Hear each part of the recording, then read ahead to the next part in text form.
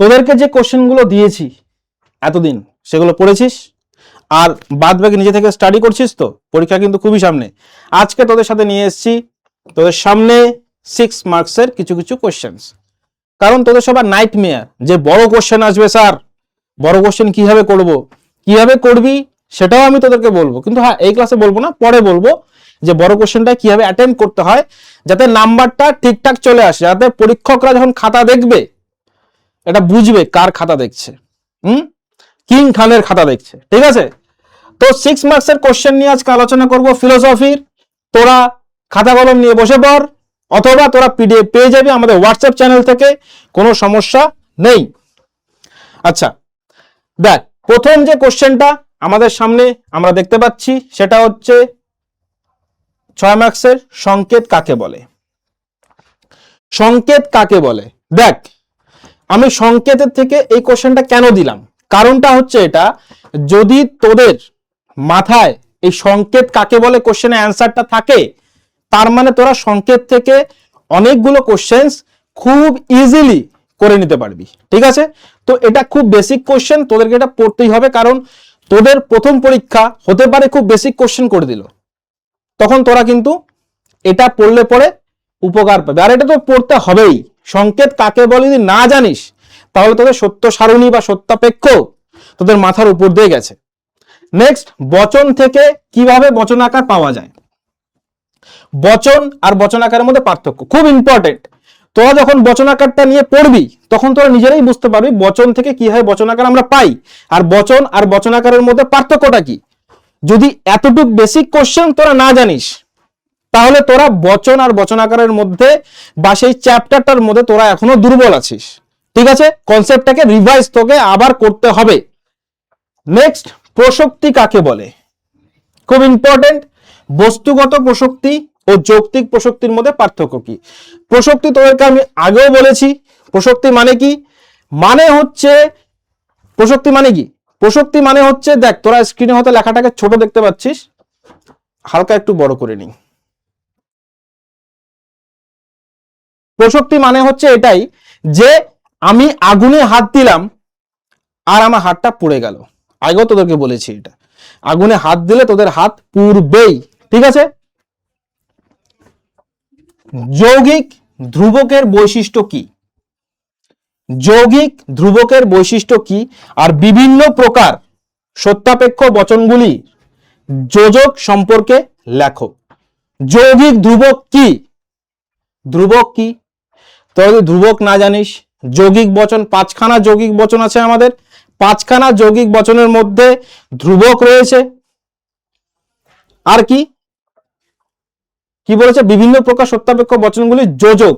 যোজক মানে কি, যে দুটো বচন একসাথে অ্যাটাচড হচ্ছে, দুটো বচন একসাথে অ্যাটাচড হচ্ছে সেটা হচ্ছে কি যোজক। ঠিক আছে, তার সম্পর্কে লেখো। নেক্সট কোশ্চেন হচ্ছে সত্য সারণী গঠন পদ্ধতি আলোচনা করো। খুব বেসিক কোশ্চেন, সত্য সারণী গঠন পদ্ধতি আলোচনা করো। কারণ তোরা যদি সত্য সারণী গঠন পদ্ধতি না জানিস তো সত্য সারণী তোরা বানাবি কিভাবে। তো এই কোশ্চেনটা খুব ইম্পর্টেন্ট হয়ে যায় তোদের সিলেবাস শেষ করার ক্ষেত্রে প্লাস পরীক্ষার পয়েন্ট অফ ভিউ দিয়েও। ঠিক আছে, আরোহ অনুমান তার বিশেষ লক্ষণগুলি কি কি ব্যাখ্যা করো। আরোহ অনুমান যে আছে তার বিশেষ লক্ষণগুলি কি কি সেটা ব্যাখ্যা করো। ঠিক আছে, আরোহ অনুমানের মূল সমস্যা কি, আরোহ অনুমানের মূল সমস্যা কি এবং কিভাবে এই সমস্যার সমাধান সম্ভব।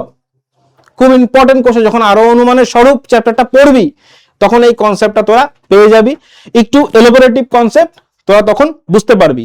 আর এই কোশ্চেনটা কিন্তু খুব ইম্পর্টেন্ট কোশ্চেন, তোদেরকে পড়তে হবে। সমস্যা, আরোহ অনুমানে কিছু সমস্যা, কারণ আরোহ অনুমানের প্রবলেমটা কি, ধর বলল রাম মোটা ছেলে, শ্যাম মোটা ছেলে, যদু মোটা ছেলে, তার জন্য সবাই মোটা ছেলে। তো আমরা 4-5টা দৃষ্টান্ত দেখি বা 10-12টা দৃষ্টান্ত দেখি, তারপরে দেখে সামান্যীকরণ করে দিই, মানে কি সবাই মোটা ছেলে, সবাই খারাপ। 2-4টা ছেলেকে দেখলাম, 2-4টা মেয়েকে দেখলাম, তারপর বলে দিলাম সবাই খারাপ। এটা একটা সমস্যা, আর এটা নিয়ে একটা টোটাল কোশ্চেন তোদের রয়েছে, সেটা তোদেরকে পড়তে হবে। ঠিক আছে, খুবই ইম্পর্টেন্ট। আরোহ অনুমানের বস্তুগত ভিত্তি কি, খুব ইম্পর্টেন্ট কোশ্চেন। সেটা আলোচনা করো। আরোহ অনুমানের বস্তুগত ভিত্তি কি কি সেটা আলোচনা করো। ঠিক আছে, নেক্সট খুব ইম্পর্টেন্ট কোশ্চেন, সেটা আরোহ অনুমানের আকারগত ভিত্তি কি। আরোহ অনুমানের আকারগত ভিত্তি কি সেটা আলোচনা করো। ঠিক আছে, তারপরে হচ্ছে বহুকারণবাদ সবিচারে আলোচনা করো। তোকে পড়তে হবে বহুকারণবাদ। বহুকারণবাদ মানে কি, মানে একটা কার্যের পিছনে অনেকগুলো কারণ থাকে। যেমন কেউ মারা গেল, কেউ যদি মারা যায় তার পিছনে কি কি কারণ থাকতে পারে, যে ভাই সে বিষ খেয়েছিল, যে সে তোমার হার্ট অ্যাটাক হয়েছিল, জলে ডুবে মরেছিল, অনেক রকম কারণ থাকতে পারে। যখন কোনো কার্যের পিছনে অনেক রকম কারণ থাকে তখন সেটাকে আমরা কি বলি, বহু কারণবাদ। লাস্ট কোশ্চেন, লাস্ট নয় মনে আরো কয়েকটা আছে বের করেছি। কারণ ও শর্তের মধ্যে পার্থক্য খুবই ইম্পর্টেন্ট। আমি কি বলেছি, পার্থক্য টাইপসের কোশ্চেন করতে গেলে কোনো ব্রেন ইউজ করতে হয় না। দুটো এন্টিটি রয়েছে ভাই, দুটো এন্টিটির মধ্যে পার্থক্য বলো, বাস। তো এরকম টাইপের কোশ্চেন ফর্ম হতে পারে। অপসারণের 4টি সূত্র উদাহরণ সহ ব্যাখ্যা করো।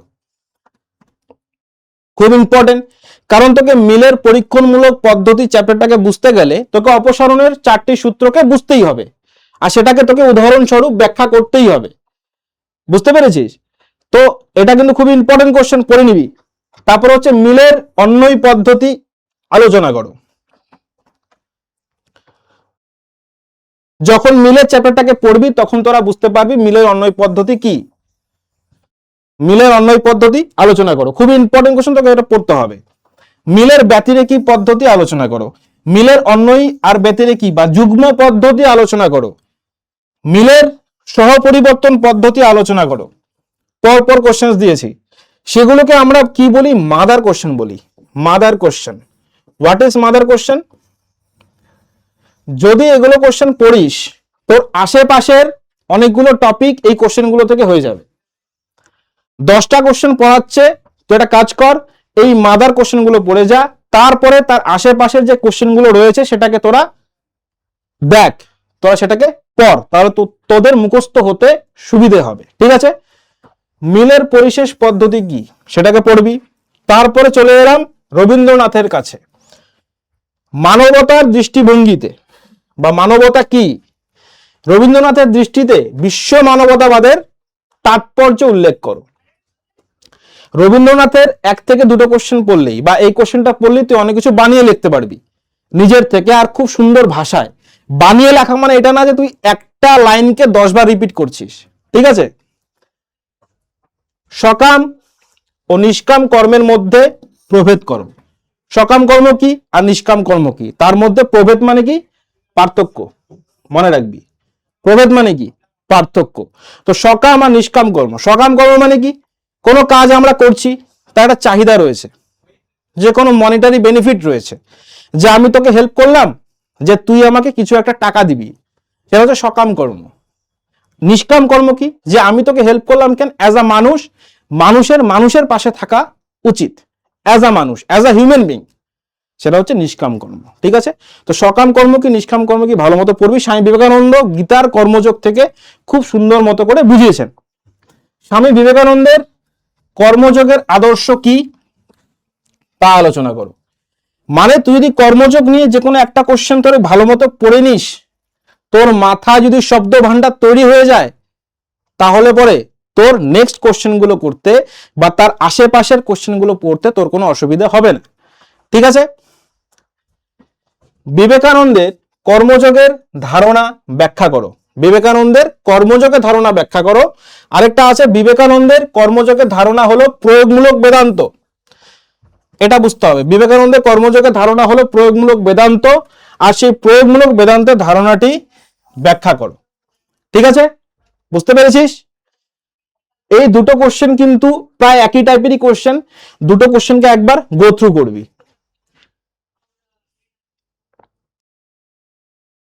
অহিংসা শব্দটি গান্ধীজির দর্শনে কিভাবে ব্যবহার করা হয়েছে তা লেখো। অহিংসা শব্দটি, অহিংসা মানে কি, অহিংসা মানে হচ্ছে তোকে কেউ গালি দিচ্ছে, তুই চুপচাপ দাঁড়িয়ে আছিস, তুই তাকে মারছিস না ধরে, সেটা হচ্ছে অহিংসা। তো অহিংসা মানে হচ্ছে কোনোভাবে হিংসা না করা, না মন থেকে, না হাত পা দিয়ে, না মুখ দিয়ে, ঠিক আছে? তো অহিংসা বলতে শব্দটিতে গান্ধীজির কি কোন দর্শন, কোন ফিলোসফি প্রকাশ পেয়েছে সেটাকে পড়বি।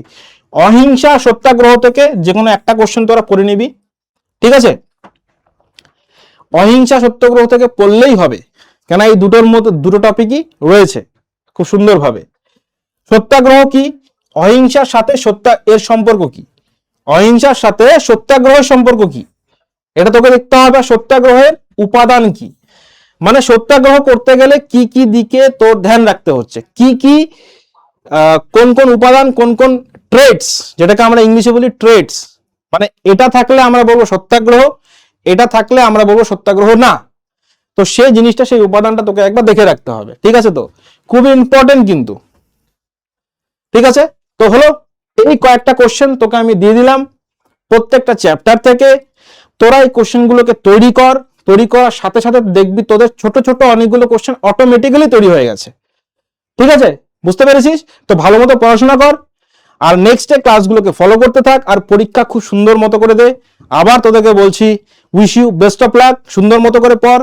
এইচএস কিন্তু লাস্ট চান্স, জীবনের সব থেকে বড় পরীক্ষা, আর জীবনে ভালো কলেজে ল্যান্ড করার জন্য তোকে এইচএসে একটা ভালো মার্কস রাখতেই হবে, ঠিক আছে? তো চল পরে আবার দেখা হচ্ছে, ভালো মতো পড়।